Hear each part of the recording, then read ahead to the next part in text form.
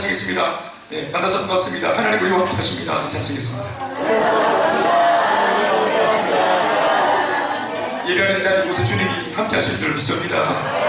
오늘 특별히 타이틀이 임직 감사 예배를 드리는데, 그렇게 생각하니까 임직받는 7분만 주인공 같은데, 그렇지 않고 모름지기 예배는 타이틀이 어떻게 되었든지 간에 예배를 받으시는 하나님이 주인공이신 줄로 믿습니다. 아멘이십니까? 그래서 오늘 예배를 일부에 드리는데, 형식을 쫓아서 드리는 예배, 해치우듯 드리는 예배가 아니라 오늘 예배 속에 하나님의 영광을 받으시고, 또 하나님이 우리 가운데 큰 손을 이렇게 내밀어서 우리에게 안수하시고 복을 주셔서 우리 모두가 하나님 주시는 복으로 충만한 그런 예배 되길 바랍니다. 어떤 면에서는 축복하러 왔고, 또 아는 지인을 축하하러 왔다가 또 예배 속에서 또 받는 그런 말씀 속의 은혜가 또 혹시나 있을지 모르니 귀를 열고 주의 말씀으로 들으면 좋겠다 싶은데, 동의가 되시면 아멘 하시겠습니다. 또 축하하러 와서 바깥에서 왔다가 앉아보니까 낯선 교회에 또 동서남북 누가 앉았는지를 또 알아야 될 테니까 그렇게 반드시면 견딜 수 없잖아요. 그래서 사울아버지 얼굴 보시고 옆에 이런 분이 앉아 계시는구나 하시고 인사하시는데, 네, 사랑하고 축복합니다. 은혜 많이 받으세요. 인사하시겠습니다. 예. 제가 최근에 본 영화가 하나 있는데요. 참 제가 만화 이런 걸 참 좋아해서 이 만화를 영화로 만들어서 하는 이런 또 이제 분위기가 있어가지고, 또 만화를 드라마로 영화로 만들어서 보니까 새삼스러운 그런 게 있더라고요. 슈퍼맨 이야기입니다. 슈퍼맨 이야기. 슈퍼맨이 어째 슈퍼맨입니까? 예? 그 쫄쫄하게 반스 입고 다니는 그 친구들 얼마나 참 그렇죠. 도와주고 한다고. 본 사람은 아무도 없는데 모두가 다 아는 슈퍼맨 말입니다. 그 슈퍼맨 만화인데, 이 만화 영화를 이 영화로 이제 그 영화로 만들어가지고 이렇게 지금 방영을 하는 거죠. 그게 참 되게 재미가 있다고 소문이 나고 있어요. 그런데 슈퍼맨도 재밌는데, 이 슈퍼맨이 배트맨을 만나는 거예요. 예, 우리 어른들은 배트맨이 또 뭐지? 박쥐 인간. 그것도 이제 뭐 카메라 동서랑 집에서 돌아다니면서 사람 도와주는 그런 일 하잖아요. 그런데 이제 슈퍼맨, 배트맨이 같이 영화에 같이 등장했어요. 원래는 각각 자기 영화의 주인공인데 주인공들이 만났어요. 그래서 내가 적어놨는데, 야들 둘만 또 팀이 아니고 여기 또 하나 또 붙어. 아리따운 자네가 하나 붙는데 그 여자 아줌마랍니다. 그 여자 이름이 원더우먼이에요. 원더우먼 이 세 명이 붙어서 영화를 찍었어요. 그 영화가 이제 영화 제목이 뭡니까? 슈퍼맨과 배트맨인데, 그게 이제 그 별칭은 뭐냐 하면 적어놨는데 저스티스 리그라는 이제 그런 영화를 만들기 위해서 만드는 영화예요. 그러니까 이 저스티스 리그라고 하는 것은 이제 초능력을 가지고 있는 대단한 이제 그 사람들이 각기 자기 영화의 주인공들이 한 팀으로 모여가지고 이제 지구 구한다. 그들이 특공대다. 뭐 이런 의미인 것 같아요. 그래서 우리가 아는 한번 얘기해보세요. 자, 그 팀에 누가 있습니까? 슈퍼맨, 배트맨. 기분 나쁘세요? 베드로, 요한 이래야 되는데 죄송합니다. 일단 설명 끝까지 들어보시고 다시 한번 슈퍼맨, 배트맨, 원더우먼, 또 아쿠아맨, 그 바다에 해수장이 아쿠아맨, 또 우리 12제자 이름밖에 모릅니다. 하여튼 그 초능력자들이 모여가지고 한 팀 모여갖고 이제 팀을 이루어 소위 드림팀을 결성해서 지구 구하는 이제 특공대입니다. 그런 이야기를 제가 이제 이렇게 영화를 봤는데 영화가 너무 재밌더라고요. 또 이제 그 아주 대단한 사람들, 능력자들이 한데 모였으니까 뭔가 또 이제 아주 그냥 호기심도 생기고, 또 이 영화 1편 봤는데 2편은 또 어떻게 될까 되게 궁금한 거 있죠. 다음 설교를 기다릴지도 이런 거 생기고 그러는 것 같아요. 그런가 하면 또 마블사라고 하는 그 극장 영화사에서 만든 그 영화도 있어요. 어벤져스라고 하는 거. 여기도 보면 이제 또 이제 방패 들고 다니면서 이제 다른 사람들 해보지 않은 또 그 주인공도 나오고, 우리 잘 아는 아이언맨, 우리 교회 그 은진이가 좋아하는 아이언맨, 그 아이언맨도 나오고, 또 이제 스파이더맨, 헐크, 이런 친구들이 또 팀을 이루어가지고 또 지구를 지키고 있어요. 하여튼 이 지구를 지키는 분들이 많은 것 같아요. 하여튼 그런 것을 제가 생각하면서 드림팀을 생각하게 됐어요. 지구를 구하는, 그리고 이제 흥행을 해가지고 유도해가지고 사람들에게 이제 볼거리를 제공하고 돈 벌기 위해서 만들어낸 그 가상의 특공대 말고, 오늘 제가 저희 별만 보더라도 오늘 세워지는 네 분의 우리 안수집사와 또 세 분의 우리 권사님들이 이런 저스티스 리그, 어벤져스, 우리 원더우먼 세 분 나오고, 헐크 이렇게 또 이렇게 계시는 그런 면에서 하나님이 우리 교회에 특공대를 주셨다 그런 생각을 하면서 제가 잠깐 좀 그런 생각을 해봤던 거예요. 하나님께서 우리 가운데 더 잘하라고, 교회가 하려고 하는 일 잘하라고 하나님께서 우리 가운데 이렇게 특공대, 그저께까지만 해도 뭐 니가 니가 뭐 니나내가 이랬는데 갑자기 이제 오늘 특공대가 되어서 세워져서 참 감사한 부분이 있는데, 하나님께서 이름만 특공대가 아니라 정말 하나님이 하나님 나라 위해서 요긴하게 쓰는 좋은 그런 하나님의 제자 일꾼 다 될 수 있기를 바랍니다. 여러분들 기도 많이 해주시길 바랍니다. 오늘 본문 1절 말씀 보니까 18장 그 후에 이러면서 말씀이 열리고 있습니다.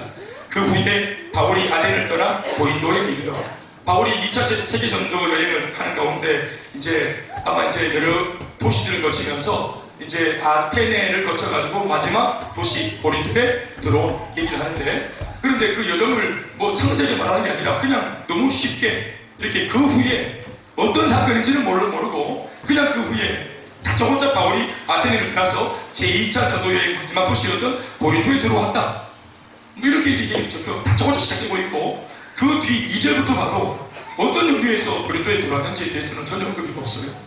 그래서 제가 그 후에 어떤 상황이 있었던 것 같은데, 어떤 상황 이후에 이제 사도 바울이 오늘 고린도라고 하는 도시에 들어왔는가, 이 얘기를 제가 좀 묵상을 좀 하는 겁니다.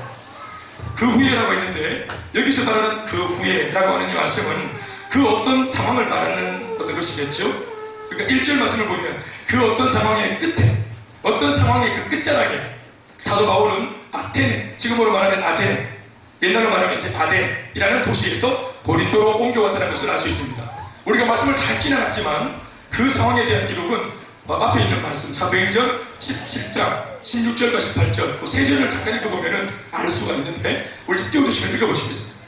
같이 함께 읽어보시죠. 시작. 바울이 아덴에서 그를 데려다가 성의 우상이 나타난 것을 보고 마음에 못하여 회당에서는 유대인과 경건한 사람들과 또 장소에서는 날마다 만나는 사람들과 변론하니, 어떤 에피쿠로스와 스토아 철학자들도 바울과 증언할세, 어떤 사람은 이르되 이 말쟁이가 무슨 말을 하고자 하느냐고, 어떤 사람은 이르되 이방신들을 전하는 사람인가 보다 하니, 이는 바울이 예수와 부활을 전하기 때문이로라. 자, 고린도에 왔는데요, 고린도에 오기 전에 바울이 어디 있었는가 하면 아테네에 있었다고 우리 방금 보고를 받았어요. 근데 아테네에서 어떤 일이 있었는가 하면, 오늘 그냥 좀 어렵게 좀 미석으로 제가 표현했는데, 우리가 방금 읽은 이 세 절의 말씀을 한마디로 이제 주략을 하면은 거기서 싸웠다는 거예요. 바울이 사람들하고 말싸움을 했다는 걸 적어놓은 거예요. 바울의 상태를 우리가 엿볼 수 있는 몇 가지 힌트가 방금 읽은 우리 참고 구절 세 절에서 발견되어지고 있어요. 그 단어로 되어 있는데 저를 한번 따라하시죠. 격분, 별, 쟁론. 이 세 가지 단어를 보면서 지금 바울이 어떤 상태에서 지금 사람들을 만나고 있는가. 원래 바울이 사랑이 많은 사람이거든요. 하나님의 사랑이 감동되어져서 일평생 다른 사람들한테 복음 전해서 지옥에 안 가도록 남들을 행복하게 만들어주는 일에 열심을 내었던 사람이 바울이에요. 그런데 이 바울이 갑자기 그 아테네에서는 자기가 도와줘야 될 사람들하고 싸웠다고 말하고 있어요. 그러니까 이게 참 우리가 좀 특이한 경우이기 때문에 좀 살펴봐야 되는 거예요. 한 번 더 따라하시겠습니다. 격분, 변론, 쟁론. 비록 주님을 사랑하는 마음에서부터 시작한 그런 사역이었겠지만, 이제껏 바울한테서 보지 못했던 그런 모습이 노출되고 있는, 그래서 바울의 연약함이 노출되고 있는 그런 몇 가지의 단어를 읽었습니다. 이게 바울의 상태입니다. 지금 바울의 상태. 바울이 지금 몹시도 건강하지 못한가 봐요. 사람도 보면 왜 목사나 장로나 권사나 집사나 병신도나 할 것 없이 기류가 있잖아요. 또 신앙의 난조를 보이잖아요. 성령 충만할 때가 있는가 하면은 또 안 충만할 때도 있어요. 그러니까 우리가 안 충만할 때 또 이제 어설프게 만나서 대화하다 보면은 실망하기가 딱 좋잖아요. 그런데 바울이 우리한테 좋은 모습만 쫙 보여주다가 오늘 아테네에서 몇 가지 실수한 모습이 기록되어 있어요. 사실 그러면 안 되는데, 하나님의 사람이 이 복음을 전하는 또 그 사역자가 불신자들하고 말 섞다가 격분했대, 또 변론했대, 또 쟁론했대, 한마디로 말하면 열받아가지고 자기 성질에 말싸움했다, 이렇게 표현할 수 있는 거예요. 이게 저는 바울의 연약함이라고 봐요. 그는 격분했고요, 불신자들과 말싸움을 하기에 이르렀으며, 이렇게 진행된 전도사역의 결과는 그다지 신통치 못했어요. 이런 바울을 놓고 대화하다가 누가 각종의 예수를 믿겠어요? 그러니까 바울이 어떤 면에서는 되게 큰 실수를 한 거예요. 바울의 여정과 지금까지의 사역의 궤적을 살펴보면 오늘 자신의 감정 하나를 주술지 못하고 잘 다스리지 못하는 이 바울의 연약함의 이유를 우리는 조금 짐작 가능해요. 여러분들에게 다 말씀드리진 않지만 2차 전도 여행만 딱 꼽아보면 이런 일이 있었어요. 최초에 바울이 2차 전도 여행을 위해서 유럽에 딱 들어갔을 때 유럽 대륙 중에서 제일 먼저 몸을 담은 도시가 어디냐면 빌립보라는 도시였어요. 한번 따라하시죠. 빌립보 와가지고 복음을 전하는데 처음에 발레트 가서 복음을 전하는데 각각 발레트에서 복음을 딱 전했더니 아줌마들이 전부 다 카메라 들고 걱정 모른 척하고 빨래만 하고 이렇게 하는 거예요. 우리도 왜 아줌마들이 모여가지고 앞에 앉아가지고 막 서로 수다 떨고 있는데 왜 다섯 남자가 와가지고 막 도를 하시는 게 기분 나쁘잖아요. 그런 것처럼 바울이 막 아줌마들 얘기하는 데 들어와가지고 갑자기 막 예수 믿으려 하니까 아줌마들이 너무 불쾌했겠죠? 모두가 불쾌해요. 그리고 막 빨래 두드리는 소리가 점점 커지고 분노로 두드리고 가라 그러지 알아서 적당히 가라 하는 건데 바울이 영 이제 눈치 못 채고 계속 복음을 전하니까 그 이제 아줌마들이 영 이제 마음에 안 들었던 건데 그 아줌마 중에 한 아줌마가 갑자기 눈빛이 반짝거리면서 바울을 딱 주목하는데 이 바울이 그 아줌마를 딱 보는 순간 마음에 감동이 와서 계속 예수를 전했더니 결국은 그 아줌마 한 분이 마음을 열고 바울이 전하는 예수를 영접했어요. 할렐루야. 그리고는 이 아줌마의 정치를 알고 보니까 세상에 이게 1세기인데요. 그 고대 중동 지역에 이 여자분이 사실 사업가였어요. 그러니까 비단 지금으로 말하면 섬유 사업을 하는 그런 자수성가한 여성 사업가였던 모양이에요. 돈도 많았어요. 그런데 이분이 돈은 많은데 이 돈을 어디 써야 될지 또 내가 왜 이렇게 부자가 됐는지 내가 왜 이렇게 사업이 잘 되는지 그러니까 인생의 이 어떤 목적을 모르고 있었어요. 돈은 많은데 써야 될 이유를 모르는 그런 분들이 우리가 참 우리 주변에 좀 많이 만나주길 바랍니다. 우리는 돈을 잘 쓸 수 있는 비결을 말할 수 있는데 말이에요. 돈이 없어서 그렇지. 근데 이 아줌마는 돈은 많은데 어디 써야 될지 모르는 거예요. 그래서 바울이 만나서 돈 잘 쓸 수 있는 인생을 고상하게 살 수 있는 비결을 알려줬어요. 예수를 믿게 하고. 할렐루야. 그러니까 이 루디아가 인생의 마지막 마침표를 딱 찍으니까 너무너무 기뻤던 모양이다. 그러니까 자신의 대저택을 바울한테 딱 내주고는 복음 전하는 데 있어가지고 이 낯선 도시 아무도 모를 텐데 내가 집을 내줄 테니까 이 집을 우리 집을 복음 전하는 사역에 아직도 삼아 마음대로 써라. 또 내가 후원할게. 이러니까 천군만마를 얻은 거 아니겠어요? 역시 하나님 우리 편이다 하고 바울이 얼마나 어깨에 힘이 들어갔겠어. 그리고 막 복음을 전하는데 어떤 여자가 계속 따라다니는 거예요. 어떤 여자아이가 계속 따라다니면서 바울의 정체를 노출시키는 거예요. 바울은 원래 비밀리에 복음을 전했거든요. 정체를 갖추고. 그런데 어떤 꼬마 여자아이 하나가 10대 아이 하나가 바울을 계속 쫄쫄쫄 따라다니면서 하나님의 종 거룩한 종 바울은 예수를 전하고 있지. 예수를 믿으면 뭐 변화받고 구원받고 뭐 난리가 나지. 이러면서 바울의 정체를 자꾸 말을 까발리는 거예요. 이게 여러분 바울한테 유리해요 불리해요? 유리 저 혼자 없어요. 바울이 유리해요 불리해요?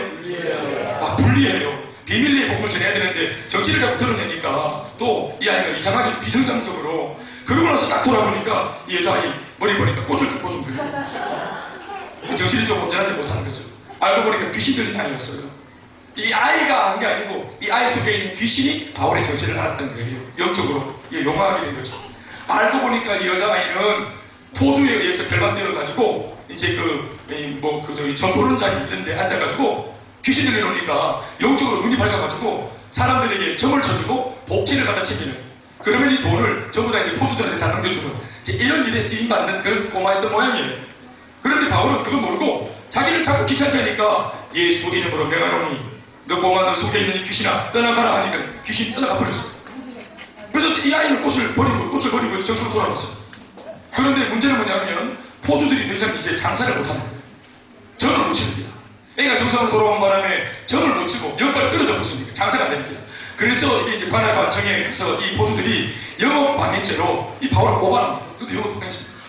귀신 아무래도 잘 안 되니까 왜? 영업방해죄에 걸려가지고 완전히 그 빌립보 감옥에 갇혀가지고 변호도 못한 채로 그냥 억수로 두들겨 맞아 직사게 두들겨 맞고 눈탱이 밤탱이가 돼가지고 그 어려운 지경에 있다가 그리고 이제 나중에 하나님은 내가 풀려났어요.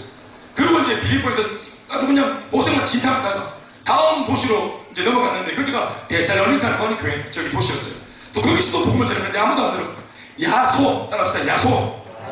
야손이라고 하는 사람 하나가 조금 마음의 문을 열어가지고 아까 루디아처럼 우리 집을 열어줄 테니까 우리 집에 와서 복음을 전하라고 이 불신자가 예수를 믿고 자기 집을 내놨는데 거기에서 바울이 신이 나서 복음을 전하다가 이 바울을 반대하는 반대파들이 막 무디기로 몰려와가지고 무디기 죄송합니다. 이게 막 하여튼 무리지어 몰려와가지고 바울을 내놓으라고 난리가 나는 거예요. 야손이 놀래가지고 바울을 딱 피신시키고 자기가 딱 맞았는데 이 모든 사람들이 들어와서 집을 엉망으로 만들고 그리고 바울을 숨겨놓은 이 야손을 그냥 두들겨 패가지고 그냥 눈뜨기 밤새기 만들어 놓고 사람을 반죽여 놨어요. 그렇게 어렵게 또 이제 바울이 또 도망간 거예요. 그래서 피신한 그 다음 도시가 베레아라고 하는 도시예요.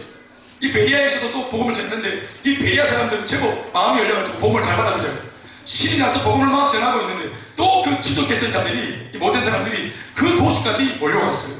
그러니까 이제는 상황이 너무 안 좋으니까 바울과 같이 사역하던 신라 그리고 디모데 이런 동역자들, 바울이 직접 복음을 전해서 키워낸 일꾼들인데 이 사람들이 스승님 빨리 피하십시오. 우리가 몸으로 때우겠습니다 하고 자기들이 베레아에서 그 나쁜 사람들 대적자들을 몸으로 막고는 바울을 보냈어요. 빨리 피신 보냈어요.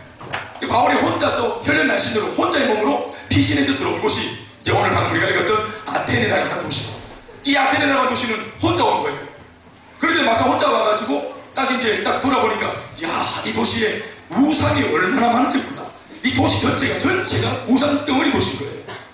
그래서 바울이 지금 막 계속 반복되는 사역 속에 몸도 지치고 마음도 지치고 게다가 자기를 반대하고 추격하는 그 핍박자들 때문에 심지어는 죽음의 위협도 받으면서 극심한 고난 속에 밤에 새우잠을 자다가도 바스락한 소리만 들어도 대들자기가 싶어가지고 불안했던 이런 지금 뭔가 육신적으로도 정신적으로도 패하게 짝이 없는 이 바울이 몸도 지치고 마음도 지치고 그래서 쉬고 싶은데 또 이 사람이 지혈병이 도져가지고 또 눈에 이 우상들이 보이니까 가만히 있지 못하고 내 몸을 쉬고 싶고 내 영혼도 쉬고 싶고 좀 자고 싶은데 이게 눈에 또 우상을 보니까 불이 나는 거예요. 그래서 자기가 참지 못하고 또 지친 몸이지만 또 바울이 복음을 전하는데 이때 이제 악으로 깡으로 또 좋지 못한 환경 속에서 또 좋지 못한 감정으로 복음을 전하니까 바로 이 상황에서 격분이 일어나고 변론이 일어나고 쟁론하고 말싸움이 일어난 겁니다. 컨디션이 좋았을 때는 안 그런데 이 바울이 지금 계속 진탕 막 스트레이트로 당하고 도망가고 피하고 완전히 그냥 마음이 팽팽해진 가운데 복음을 전하려고 시도하다가 자신의 낭패를 보고 욕을 보고 있는 장면을 읽은 겁니다. 그런데 문제는 하필이면 아테네라고 하는 이 도시에는 날고 긴다는 당대 최고의 말쟁이들이, 이 철학자들이 이 전부 모여있던 아주 숭악한 도시였습니다. 복음을 전하는 바울과 그래서 논쟁이 일어났던 것입니다. 그리고 결론은 사역적으로 볼 때 초라한 성경표를 남기고 그리고 바울은 그 도시를 도망가듯 떠나와야 했습니다. 오늘 이제 이런 배경 속에서 18장 1절에 따라합시다. 그 후에 이런 배경 속에 어떤 배경 속에 끔찍한 실패, 끔찍한 낙심, 연속되는 좌절, 게다가 동력자로 사라지고 혼자 남아있는 그리고 하나님의 사역자로서 하지 말아야 될 말, 다스리지 못한 감정, 전체가 실패해요. 어디에도 이 성경표를 내놓을 수 없어요. 그 일어났던 상처투성이의 모습으로 털레 아테네를 떠나서 고린도에 들어왔는 이 모습의 이 바울은 이전까지 우리가 알던 바울이 아니라 너무 초라한 바울이었던 거죠. 사도 바울이 영육간에 가장 힘들고 어려운 시기였습니다. 저는 바로 이런 순간 하나님의 사역자가 어떤 마음일지 조금은 이해가 되고 공감이 됩니다. 웬만한 사역자, 웬만한 목회자는 벌써 이 상황이 됐으면 나가 떨어졌지 않을까 싶을 정도로 어려운 상황일 것 같습니다. 고난은 계속 지속되고 있는데 하나님은 어디 계시노? 하나님은 그다지 나의 이 어려운 상황 속에 뭔가 함께 동행한다거나 아니면 역사를 일으켜가지고 나를 위기에서 목면해준다거나 그렇게 안 보여요. 그나마 의지했던 동역자들, 신라, 디모데 이런 제자들도 바울 곁에 지금 없어. 하나님이 왜 나한테 이렇게 하시는가? 게다가 심지어는 사역의 열매도 없어요. 사역이 실패했어요. 저는 개인적으로 이 모든 상황 안에서 끝까지 침묵하며 말을 아끼고 있는 바울을 봅니다. 이럴 때 열면 말이 나는 겁니다. 불평하고 원망하고 주워 담지 못할 말이 나오는 거예요. 바울이 이런 걸 잘 알았던 것 같아요. 자기가 지금 건강하지 못하고 정상되지 못하니까 항구하고 딱 침묵하면서 상황을 딱 보고 비록 패배했지만 주어지는 상황 속에 그냥 순종하고 달려가는 이런 모습의 바울이었습니다. 저는 그래서 이 파트에서 보여지는 이 바울이 참으로 놀랍게 느껴지고 존경스러웠어요. 저나 우리들을 보면은 이 상황에서 이렇게 참아내기가 만만하지 않기 때문에 그렇습니다. 더 놀라운 것은 바울의 침묵도 침묵이지만 하나님의 침묵입니다. 이 두 분 다 정말 대가들입니다. 하나님도 아무 말 하지 않습니다. 뭐 괜찮나 이렇게 하면 아무 말 안 합니다. 바울도 마이크합니까? 말하지 않아요. 서로 말이 없습니다. 그러던 중에 드디어 하나님의 오랜 침묵이 끝나고 하나님의 위로가 바울을 향합니다. 2절 4절 말씀이 하나님이 바울에게 침묵을 깨고 주시는 위로라고 생각합니다. 읽어보면 대번 알아먹습니다. 우리가 같이 말씀 읽어보죠. 하나님의 첫 번째 위로 2절에서 4절 말씀 한 목소리로 시작. 아굴라라는 본토에 지난 한 사람을 만나 글라우디오가 모든 유대인들을 데려 로마에서 떠나라고 그가 그 안에 브리스길라와 함께 이탈리아로부터 새로운지라 바울이 그에게 가면 생업이 같으므로 함께 살며 일을 하니 그 생업은 천막을 만드는 것이더라. 안식일마다 바울이 바닥에서 당론하고 유대인과의 나이를 보면하니 할렐루야. 바울은 완전히 지쳐서 왔는데 그래서 이제 먹고 살아야 되기 때문에 아직 제자들이 안 들어왔기 때문에 제자들이 올 때까지는 먹고 살아야 되니까 이게 이제 생계를 좀 이제 꾸려가려고 그냥 어렵게 그냥 이렇게 천막 깃는 재주가 있으니까 공장에 들어갔어요. 상공간에. 그런데 나는 요런 스토리로 상공간에 우리 요 직장에 딱 들어왔는데 내 앞에서 같이 천막 깃고 바느질하고 하는 요 남자분을 딱 보니까 눈빛이 좀 예사롭지 않고 또 자세히 보니까 밥 먹을 때마다 기도하고 밥 먹고 또 얼추얼추 보이는 요 쇄골 사이로 보이는 목걸이 십자가 요런 것이 한 번씩 보이는 거예요. 그래서 느낌이 저 사람 예수님인가 뭔가 하는 게 좀 아나 싶은 그런 눈치가 보인 거예요. 직장 동료로서. 그런데 알고 보니까 이 사람 아굴라라는 사람인데 알고 보니까 부부인데요. 애는 없고 브리스길라와 아굴라라고 하는 이 젊은 부부가 원래는 이탈리아에서 잘 먹고 잘 살았는데 갑자기 이제 로마가 호적 정리한다고 뭐 추방시키고 이러니까 그 바람에 이 정치의 소용돌이 속에 배신자가 되어가지고 자기 의지가 아니라 그냥 흐르는 어떤 그런 맥락 속에서 너돌이처럼 그냥 갑자기 그냥 계획 없던 이사를 해가지고 지금 바울 곁에 왔어요. 그런데 바울도 원래 고린도에 이런 모습으로 올라와 있던 게 아니고 또 이 아굴라 브리스길라도 원래 이 공장에 올라와 있던 게 아닌데 서로가 각자 하나님의 섭리 속에서 우연히든 한 공장 안에서 딱 직장 동료로 만났는데 알고 보니까 하나님이 바울한테 붙여준 일꾼이었던 것입니다. 그 유명한 브리스길라와 아굴라 복음의 동역자이자 사랑하는 귀한 우리 또 동지요 전우님 이 브리스길라와 아굴라 부부를 바울이 동역자로 얻는 첫 장면을 읽은 겁니다. 할렐루야. 참 대단하죠. 이 브리스길라와 아굴라 부부가 결국은 바울이 복음 사역자인 걸 알고 자기 집을 오픈하고 서로 교제하고 또 알고 보니까 바울이 복음을 강론하고 가르친다는 것을 알고 이 부부가 바울 밑에서 복음을 듣고 양육받고 훈련받으면서 재훈련 받으면서 굉장한 병치 늙은이 되어져서 주님께 쓰임받게 되어집니다. 할렐루야. 그러니 브리스길라와 아굴라 부부는 바울이 고마워요 안 고마워요? 너무너무 고맙죠. 로마서 16장 3절에서 4절 말씀을 보니 나중에 로마서를 적는 이 바울이 편지를 쓸 때 브리스길라와 아굴라를 이렇게 평가합니다. 시작. 너희는 그리스도 예수 안에서 나의 동역자들인 브리스가와 아굴라에게 보내라. 그들은 내 목숨을 위하여 자기들의 목까지도 내놓았나니 나뿐 아니라 이방인의 모든 교회도 브리스가와 아굴라의 부부한테 뭐하느니라. 이렇게 고마운 일꾼이 된 겁니다. 바울이 사역하는 데 있어가지고 이 브리스길라 아굴라 평생의 동역자로 만났어요. 자기 생명을 내어줄 정도로 바울을 돕는 이 멋진 동역자를 만났어요. 이게 이제 첫 번째 슈퍼맨과 배트맨이 만나는 것입니다. 이 귀한 만남. 저는 이 만남이 하나님이 바울한테 주시는 위로라고 믿습니다. 또한 브리스길라와 아굴라한테도 바울을 만난 것이 그들에게도 저는 위로라고 믿습니다. 두 번째 위로는 5절에 있습니다. 같이 읽어볼까요? 오늘 본문 5절 신라와 시작. 바울이 하나님의 말씀에 붙잡혀 유대인들에게 예수는 그리스도라 밝히 복음 전하다가 진짜 개망신 당하고 부끄러움 당하고 지금 그렇게 좀 대통당하면 자신감이 얼마나 떨어집니까? 저도 목사가 되어서 설교하는데 예를 들어 설교를 죽쓰고 막 사람들이 막 다 잡을고 막 난리가 나거든요. 그러면 그 다음 바울이 설교하기 어렵다 이런 마음이 듭니다. 그런데 바울이 지금 이런 실패를 놓고 마음이 얼마나 많이 좌절되어 있고 낙심이 되어 있을 텐데 누구 때문에 갑자기 힘을 얻어서 다시 한 번 더 담대하게 복음을 전하게 되었나요?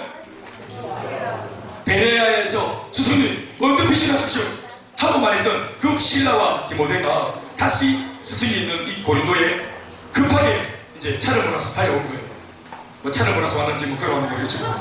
신라와 디모데가 다시 바울한테로 내려오니까 갑자기 바울이 힘을 얻어가지고 하나님 말씀에 붙잡혀 따라합시다. 하나님 말씀에 붙잡혀. 저는 개인적으로 바울이 갑자기 시리에 빠져있다가 하나님 말씀에 다시 붙잡힌 이유가 오늘 본문도 그렇게 적고 있지만 신라와 디모데가 함께 졌기 때문이라고 믿습니다. 굉장히 중요한 일이죠. 저는 이것이 바울을 향한 하나님의 두 번째 위로라고 생각합니다. 신라와 디모데. 마지막 하나님의 세 번째 마지막 위로는 7절과 8절의 말씀인데 우리 한번 수를 읽습니다. 거기서 옮겨 시작. 디도 유수더라 하는 사람의 집에 들어가니 그 집은 배당을 일으키며 또 배당장 그리스도가 온 집안과 더불어 주를 믿으니 수많은 고린도 사람도 듣고 믿어 세례를 받다. 같이 아멘합시다. 복음을 이제 실라와 디모데 또 브리스길라와 아굴라 네 명을 얻었던 사람, 그 힘이 나가지고 기가 살아가지고 바울이 다시 힘을 얻어가지고 나 다시 열심히 해보겠다고 그리고 복음을 막 전하는데 이때 지나니까 복음의 문이 막 열리는 거예요. 그러면서 제일 먼저 얻었던 사역의 결과가 뭐냐 하면 디도 유스도라고 하는 사람에게 복음을 전했더니 이 사람이 예수를 믿고 심지어 자기 옆집에 살고 있는 그리스도와 그의 가족들도 자기가 연결시켜줍니다. 그러니까 바울이 또 신이 나가지고 그리스도 집에 들어가서 또 복음을 전했더니 그리스도와 그의 식솔들 모두가 다 바울 앞에서 예수를 믿기로 결단합니다. 할렐루야. 그리고 그 외에도 헤아릴 수 없는 수많은 고린도 사람들에게 복음을 전했더니 모두 그 많은 사람들이 하나같이 예수를 믿고 변화받는 은혜를 입었던 것입니다. 이게 뭐지요? 사역의 열매입니다. 이 세 번째 사역의 열매가 저는 바울에게 주는 하나님의 위로라고 믿습니다. 우리가 정리해 봅시다. 하나님의 첫 번째 위로가 뭐였습니까? 바울이 힘들지 내가 퇴직금 마련해 줄게, 이런 겁니까? 이런 거 아니었습니다. 하나님께서 바울에게 주신 진정한 위로는 다른 게 아니고 사랑이었습니다. 그리고 더 나아가서 말하면 사역의 열매였습니다. 정리해볼까요? 첫 번째 위로가 누구였어요? 시작. 브리스길라와 아굴라. 또 그 다음 누구였어요? 실라와 디모데. 그 다음 누구였어요? 디도 유수도와 그리스도. 그리고 고린도의 많은 사람들. 공통점이 뭐예요, 여러분? 사람이죠. 하나님의 위로는 사람입니다. 그리고 그 사람들에게도 바울이 위로가 되었다고 생각합니다. 오늘 제가 7분의 직분자를 앞에 놓고 또 축하하러 온 하객들을 앞에 놓고 모든 예배자들 앞에 말씀을 제가 이전에 벌써 준비하면서 저는 이 복음 특공대, 예 맞아요, 저는 이 특공대들, 이 대원들을 복음 특공대, 이 공동체를 복음 특공대라고 부르고 싶어요. 어벤져스, 저스티스 리그, 죽음의 배트맨은 아닐지라도 그들은 복음 안에서 한 사람 한 사람 모두가 다 빛나는 소중한 하나님의 특공대였다고 저는 믿습니다. 이 모든 것이 바로 하나님의 바울을 향한 위로였습니다. 그리고 서로가 동력하며 힘을 얻어서 원래 하려고 했던 그 본질의 일들을 더 잘할 수 있도록 하나님이 이 선수들을 붙여준 것입니다. 복음 안에 이것이야말로 드림팀이 아니겠습니까? 저는 그렇게 믿습니다. 오늘 7분, 저는 7분이 사실은 저 개인적으로 좀 표현을 하면 저 자신에게는 위로입니다. 지용수 집사가 저한테는 위로고, 마승희 집사님이 저한테는 위로고, 김병대 집사님이 저한테는 위로고, 신강호 집사님이 저한테는 위로입니다. 또 우리 세 분의 어머님 저한테 위로입니다. 사실은 여러분 제가 제 개인에게 적용이 미안하지만 아마 성도들도 마찬가지로 모든 사람들에게, 청년들에게, 청소년들에게, 우리 아이들에게, 우리 성도들에게, 우리 장년부 성도들에게 이분 모두들이 오늘 이렇게 세워지는 이 입장이 여러분들 모두에게 저는 위로가 된다고 믿습니다. 왜냐하면 이분들의 우리가 지나간 스토리를 다 알고 있기 때문에 그렇습니다. 지나온 스토리들 모두가 다 눈물로 시작했고 색깔로 시작했는데 좀 회색이나 까만 색깔로 시작했나요? 그러다가 좀 이렇게 조건회를 받으면서 또 그 빛들이 깜깜했던 빛들이 밝아지고 또 이제 더 밝아지고 또 깨끗해지고 영롱해지고 투명해지고 그러면서 오늘의 하나님의 일꾼으로 세워지기에 손색이 없는 사람들로 세워지기까지 하나님이 오늘 만드신 작품인 줄로 믿습니다. 이 작품을 볼 때 우리 성도들은 야 나도 할 수 있겠다, 나도 할 수 있겠다, 저는 용기를 얻는 그런 부분이라고 생각합니다. 니도 할게 나도 한다 무시하는 말이 아니고 그 스토리를 통해서 야 그게 역전이 됐단 말이다. 그 어려운 상황이 역전되어서 주의 일꾼이 됐단 말이다. 그러면 나도 소망이 있겠다. 여러분 누군가가 먼저 하면 나도 용기가 나는 거예요. 고양이 목에 방울 다는 거 1번은 참 어렵지만 2번, 3번은 얼마든지 합니다. 오늘 이분들이 자신의 삶을 역전시켜서 1번 이제 우리 입장에서 고양이 목에 방울 달았으니까 2번 주자 3번 주자가 엮여서 줄줄이 저는 세워질 거라 믿습니다. 말씀 뵙겠습니다. 아까 이 말 했습니까? 말씀 뵙겠습니다. 고린도전서 4장 1절에서 2절 말씀으로 제 설교를 잠시 정리하려고 합니다. 같이 읽어보실까요? 시작. 사람이 마땅히 우리를 그리스도의 이름으로 하나님의 비밀을 받은 자로 여기시라. 그리고 같은 자들에게 구할 것은 신성이다. 제가 우스갯소리를 많이 했어요. 우리도 이제 일꾼이 많으니까 이제 우스갯소리를 그런 말 좀 했었어요. 훈련할 때도 맞지 말든지. 전제는 알싸하게 충성을 하려고. 그런데 말씀이 맡았다면 하나밖에 없다. 길이 충성하는 것. 아멘. 충성할까 말까 이 고민은 맡기잖아요. 그러나 주님 앞에 이름 부름받고 또 나는 아멘으로 받았다면, 이걸 인정하고 받았다면, 그래서 받게 되었다면 우리 속에서는 이제 충성이라는 이름으로 우리 삶을 놓고 주님 앞에 대답을 해야 한다고 생각을 합니다. 그러면 충성하는 그 자신이 저는 행복할 거라고 생각을 합니다. 컵이 컵다 오면 컵이 행복합니다. 이 컵으로 막 깡파하고 삽처럼 깡파 올리는 컵이 힘들어요. 창조에 올리는 이 땅에 많은 피조물들, 짐승들, 또 이 뭐 개, 고양이 이런 이제 부유들이 다 우리 어떤 면에서 이제 위로가 되는 어떤 입장인데, 우리 제주도 이제 화면이 타락한 걸 이렇게 잡아먹고 이렇게 돼서 견제된 거죠. 그 개가 얼마나 힘들어했어요. 이 얘기가 실제로 로마서 8장에 그렇게 나와요. 이 땅에 있는 많은 피조물들이 빨리 주님이 제 입을 왔으면 좋겠다고 소리 지르고 있어요. 이 죄 많은 이 생들 때문에 미치겠다, 힘들어 죽겠다. 개들이 부르짖습니다. 아우 아우 하면서. 사랑하는 여러분, 우리가 이렇게 하나님의 삶으로 막 바뀌어가고 만들어져가는 이 스토리가 사실은 하나님께서 큰 영광이 되는 것은 말할 것도 없지만, 오늘 제가 마이크를 어차피 잡았으니까 제가 좀 설교를 하는 가운데 좀 마음을 좀 섞어서 제 마음을 좀 표현하면은, 아까도 말했지만 저 자신한테는 굉장한 위로가 됩니다. 이런 거 있잖아요. 뭘 해서가 아니라 존재 자체가 위로가 된다는 거예요. 교회에 왔는데 뭐 다 그렇지만 이제 여러분 지금 세워진 여러분들이 다른 분들을 안 섭섭하지? 이분들의 주인공 있겠네. 좀 그래 하시니? 이분들 5분이 딱 교회에 딱 보이면은 박하사다. 한 거 있지. 정말로 그렇습니다. 제 안에 제 방인데요. 희한합니다. 이 안에 방이. 곧다지만한 방인데, 제가 아침에 지금 8시 들어가고 아직도 못 나가고 있습니다. 바깥으로. 자, 여기 있는데, 요 뒤에 보면 창고가 하나 있는데, 그들이 좀 정리할 것도 많고 하는데, 우리 마승기 집사님 그거 항상 들락거리면서 청소하고, 또 손대서 목회자가 좀 더 이렇게 쾌적한 그런 분위기에서 살아갈 수 있도록 도와주시고, 또 이 모양 저 모양으로 섬기시는 분들, 또 우리 예림이 아빠는 또 아내분이 사역을 할 때 본인이 세대는 아니지만 아내가 잘할 수 있도록 그 막둥이 막둥이를 봐준다거나, 뭐 천만 못 먹는지 모든 걸 다 합니다. 그래서 그 덕분에 또 이 아내가 사역을 하고, 아까 말했던 우리 신강우리 들이 마찬가지, 수 집사님, 또 우리 윤경희 집사님, 김옥곤 집사님, 또 우리 이승희 집사님, 이제 오늘 목사님이 계십니다. 이분들 한 사람 한 사람이 우리 교회에서 써내려갔던 그 스토리들을 정말 생각하면 말로 다 할 수 없습니다. 목사는 그냥 교회 앞에 와서 왔다 갔다 하니까 교회 왔구나, 그게 아니고 이분들이 교회 오기까지 그 스토리를 제가 조금은 압니다. 무언가를 희생을 하고 온 겁니다. 무언가는 잠시 내려놓고 온 것입니다. 그리고 또 이것을 마치면 거기 가서 그 일을 감당해야 됩니다.